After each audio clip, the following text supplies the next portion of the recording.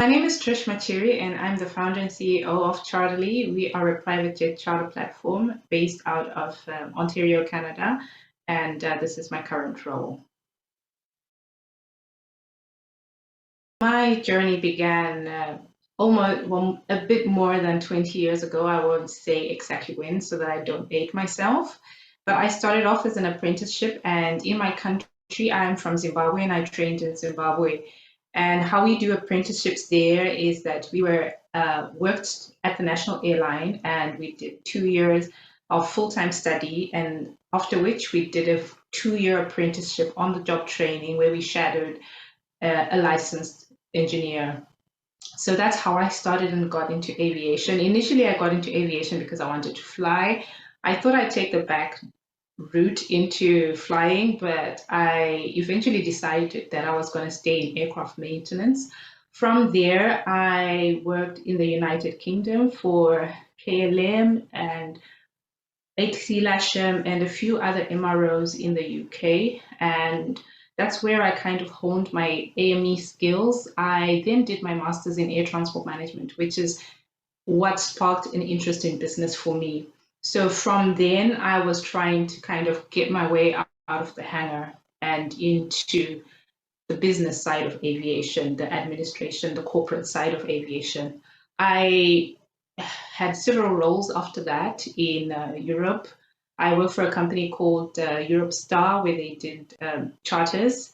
And after that, I worked in Nigeria for another charter company. So it just happened by chance that I happened to work for 2 charter companies before I moved to Canada. I moved to Canada 4 years ago, and I worked for another charter company. And while I was at this charter company, I just suddenly had a brainwave, and I thought, all these jets are sitting in the hangar. What if we got them moving more often? As we know, jets like to be in the air, and it's expensive for jets to be sitting in the hangar. So that's where the idea came from.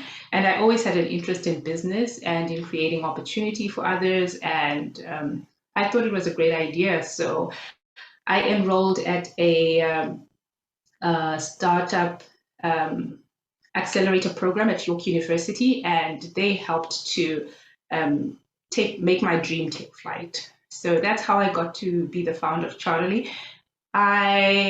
We've been going for maybe about 2 years, but because of the pandemic, I haven't really done a lot. So I would say that this is the year that I'm really looking to penetrate the market and to really get the brand known within Canada. Well, I have some exciting things going on this year, so I'm really looking forward to this year and to see where Charterly will grow to.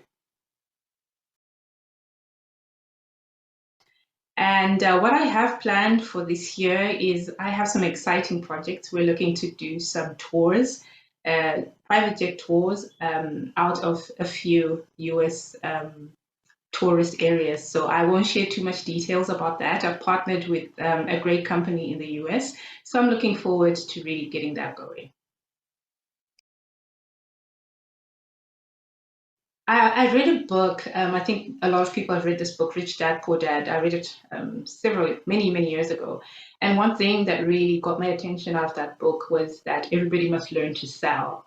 So I was an AME, and I always used to think like there's a bit of a disconnect because I didn't feel like I could sell anything in this position. So I've always looked for opportunity to sell whatever I sell. I remember when I was doing my apprenticeship, because apprentices aren't usually highly trained, highly paid. We used to sell bits and bobs. I remember I used to sell like scones, little cakes at work. And that's how I started selling. So it really kind of developed my sales skills and my business skills. And I think that this is something that AMEs and mechanics, people working in the technical field, don't really do because we tend to be rather reserved. So my advice is get out of your comfort zone. You don't have to be working as a salesperson in an MRO or in a sales position or be in the C-suite to sell. And we sell each other, we sell ourselves all the time. Even when you go for an interview, you're going to be selling. So develop skills that are kind of outside of your comfort zone And that's how I did. And when I did my master's degree, I kind of learned about the business side, the financial side of the business. And I think that AMEs are so important in this business, not because of they sign aircraft and stuff, but AMEs are always on base. So we are the people who are at base 100% of the time. We don't fly away with the airplane. So we know every little thing that happens on base. So if you work for an airline, you work on the line, you work in the hangar, and you interact with people in offices. So you get to learn a lot of skills and you get to understand the business as a whole. So it's a very good foundation for you to learn and to hone your skills and to take your career to the next level. I think I alluded to this a little bit, which is you tend to learn a lot about the business. And in my career in the hangar, I started in the hangar. I've worked on landing gear. I've worked on components.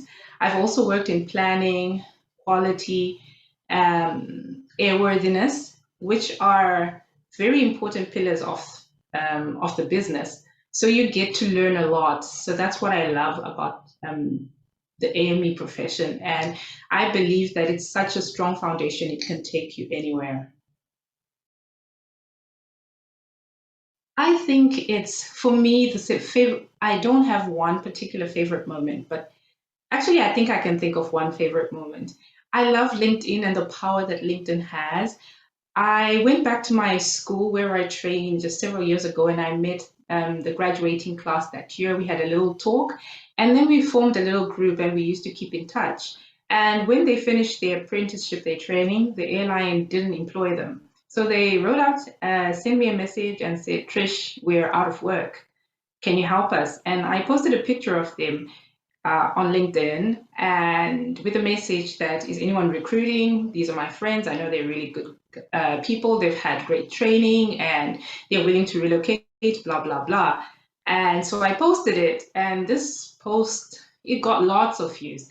And I got lots of messages with potential jobs that I shared with the guys. Now, one of the guys applied for one of the jobs. It was in Dubai. And he traveled to Dubai. While he was on the plane, he sat next to a gentleman, and the gentleman asked him, where you headed? And he said, I'm going to Dubai. And they started talking, and he was telling him about how he's going for an interview and that he was an aircraft mechanic and blah, blah, blah. And this guy says, oh, are you an aircraft mechanic? I'm a mechanic too. And so they started talking about airplanes. And then so the guy says, how did you get this interview? And then he started talking about the post. And the guy was like, oh, I saw that post. So it was just really amazing that it was a random post. And these guys happened to sit next to each other on a flight as the guy went for his interview, and he got the job. So that was really amazing. When I started my career a long time ago, there was no support. There were no organizations that I could turn to. I remember when I relocated to the United Kingdom, I reached out to so many organizations, but it just was never the same. And so it's been so refreshing over the years to start seeing organizations that represent people like me. And it's so important because I know that as a young aviator starting out, it would have been really nice to have had organizations that had my best interests at heart, because sometimes organizations, they have the right values and they're doing great work, but sometimes they don't really understand exactly what you need as a person of color or as a female. So it's really important for me to the work that BAPN and organizations such as BAPN do, because representation matters. And I think if we want to change the level of representation that we see today, we need more organizations doing great work and showing the next generation that there is support and that there is hope and a future in this industry.